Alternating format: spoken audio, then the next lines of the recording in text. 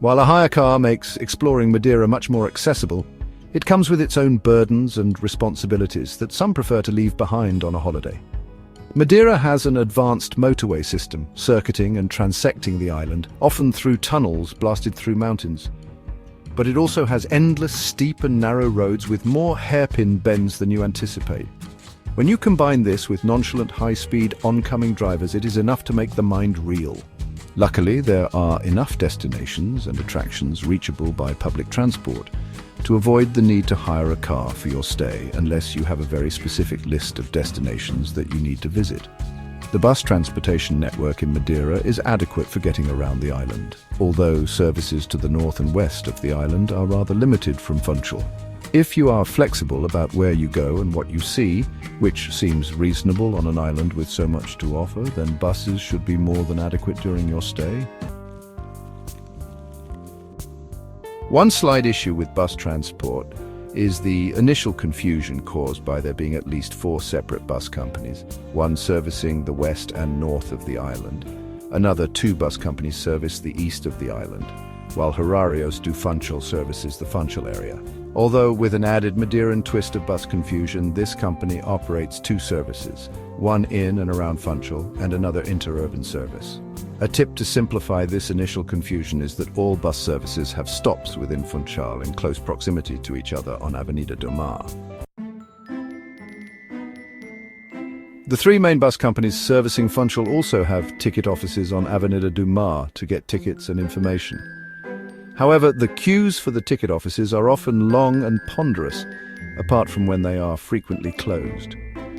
The best approach is to research your bus route online, arrive half an hour before, ask around for where that bus number and service leaves from, and then buy a ticket on the bus.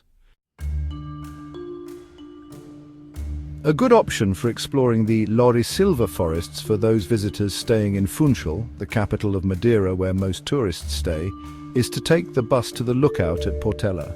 There is nothing much at Portela, apart from the view, and the start of 2 hiking trails through the forests and mountains of northeast Madeira, but this brings enough visitors to merit a public bus stop. Remember to research the last return bus to Funchal from your hiking destination, which for a hike starting in Portela will likely be either the inland settlement of Ribeiro Frio, with its trout farm ponds, or that of Marrocos and Machico on the south coast.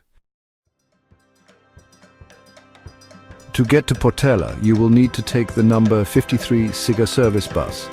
This will take you along the southeast coast of Madeira and then inland up the Machico Valley to the Portela lookout, or Mirador in Portuguese. Once at Portela, if it's a warm sunny day, you will probably want to spend half an hour looking at film location grade views to the north. Beneath you on the north coast sits Porto de Cruz, and beside this town is the isolated mountain mesa of Penha de Aguia.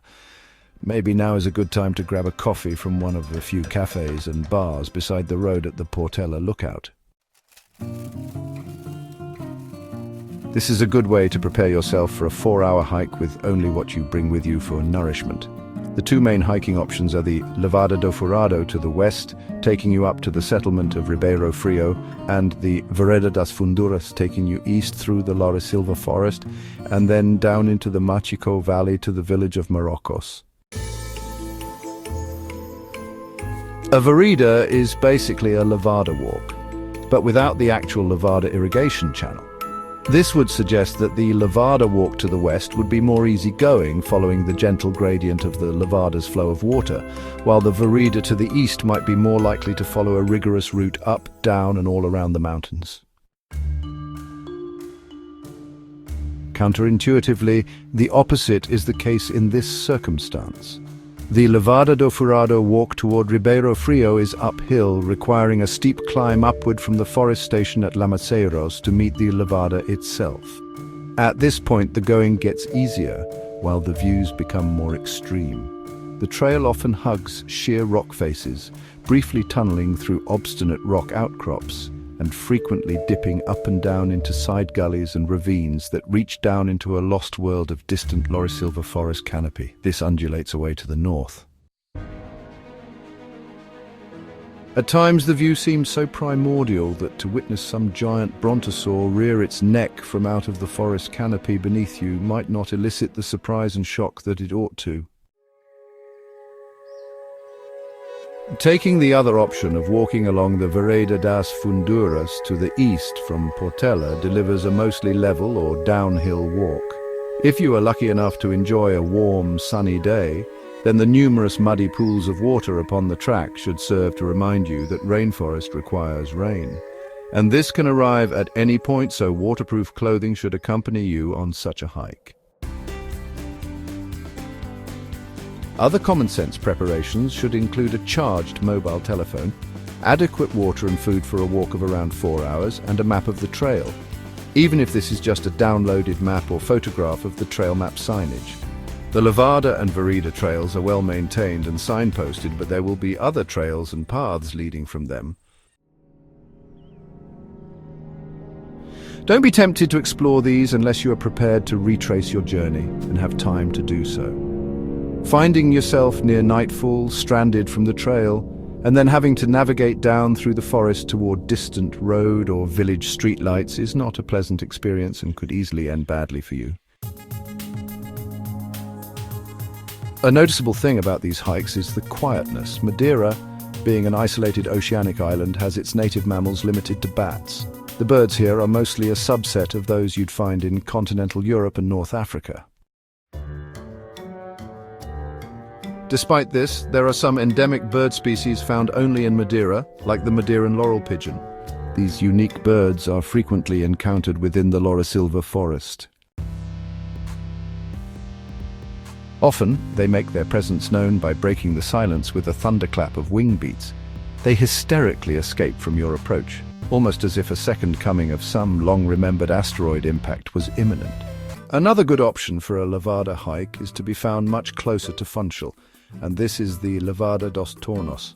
It begins at the village of Palheiro Ferreiro, which is easily accessible from the Funchal bus terminal via the Route 36 Horarios do Funchal bus service. From the village of Palheiro Ferreiro, you will then walk uphill to cross the ER 102 road along which the bus travelled to bring you here. Now begins the long winding walk along the Levada toward Monte, which is itself located high above Funchal to the north.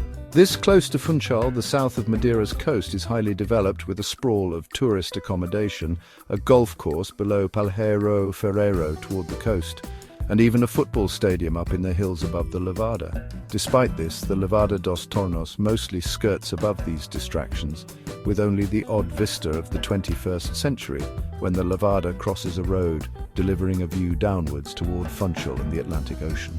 Mostly the Levada walk is enclosed by forest and solitude. Occasionally remnants and glimpses of a time long gone are revealed to you. At one point along the route, an abandoned Quinta estate appears like the ghost of an estancia from within a South American Atlantic forest. This once grand farmstead is hidden away upon the Levada dos Tornos, just west of the Hortensia Gardens tea house.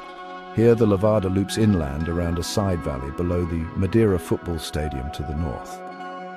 This abandoned quinta has remnants of collapsing grandeur, framed by the bleached trunks of monumental tree giants. They are evocative of Bruce Chatwin's Technicolor prose from his book In Patagonia.